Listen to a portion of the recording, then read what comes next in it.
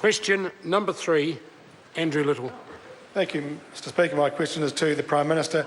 Does he have confidence in his Minister of Economic Development, given that the economy is shrinking on a per-person basis?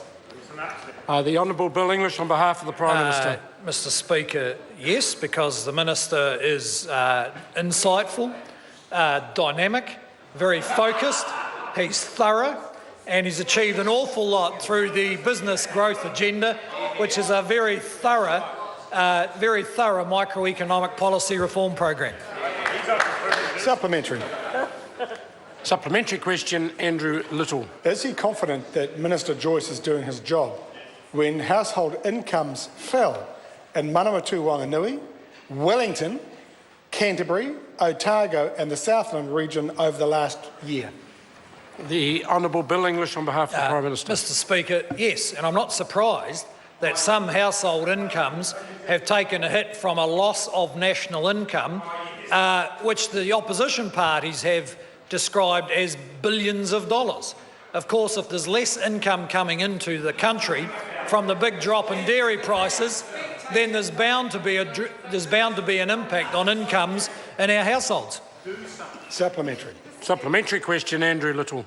Does he think Minister Joyce is focusing enough on lifting wages, given that household incomes in the South Island fell 2% in the last year? The Honourable Bill English. Well, Mr Speaker, given the opposition's predilection for picking out often quarterly numbers in years when where numbers actually went up, I will have to check those out. But by and large, across New Zealand on average, wages are going up faster than inflation, and that is benefiting households because it's the fruit of a growing economy. Supplementary. Supplementary question, Andrew Little. Does he think that Minister Joyce is focusing enough on creating jobs, given that unemployment in the South Island, Mr Joyce, has risen by 1/3 in the past year alone? Bad optics. The Honourable Bill English. Well, Mr Speaker, the member should go there sometime because he'd find that over the last 4 or 5 years, unemployment in the South Island has been very low, actually, very low. And if he visits places like Invercargill, he'll find that many employers' main problem is getting staff. So actually the issue is continuing to work on a better match between the jobs that are available and the skills of the people who are applying for them. Supplementary. Supplementary question. Order. Supplementary question, Andrew Little. Mr Speaker, how can he say Minister Joyce's regional growth program is working, given the West Coast has entered recession, according to the ANZ report? The Honourable Bill English. Well, Mr Speaker, in the first place, the member probably understands what's going on the West Coast but doesn't want to say so, and that is like every other coal-producing area in the world, is suffering significant impact from very low coal prices. But the regional growth partnerships being set up by Mr Joyce are by far the most constructive, cohesive and comprehensive approach to growth in the regions, which encourage the regions to understand their own strength and make their own decisions about their own destiny. Supplementary. Supplementary question, Andrew Little.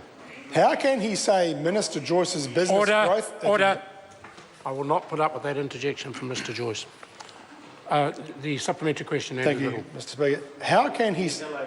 How can he say Minister Joyce's business growth agenda is working, given the economy lost 11,000 jobs in the past 3 months and there are now 150,000 New Zealanders out of work? The Honourable Bill English.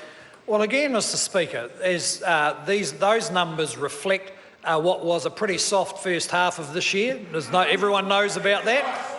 After a period of 4 or 5 years of very strong job growth. Now, Mr Joyce is sufficiently humble that he won't try and take credit for the whole lot of that job growth, but he's certainly working hard to ensure it picks up again. Supplementary. Supplementary question, Andrew Little. Aren't the 15,000 more Kiwis out of work over the past year proof that after 7 long years, this government has failed to create an economy that delivers for New Zealanders and gives them the security to live the Kiwi dream.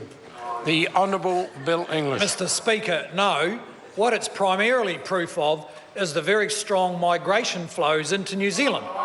And that is, well, population growth at the moment is running around 2%, which is about as high as it's ever been, and we have a net inflow from Australia for the first time in 20 years. These are the problems of success, not problems of failure. Question number 4, Joanne Hayes.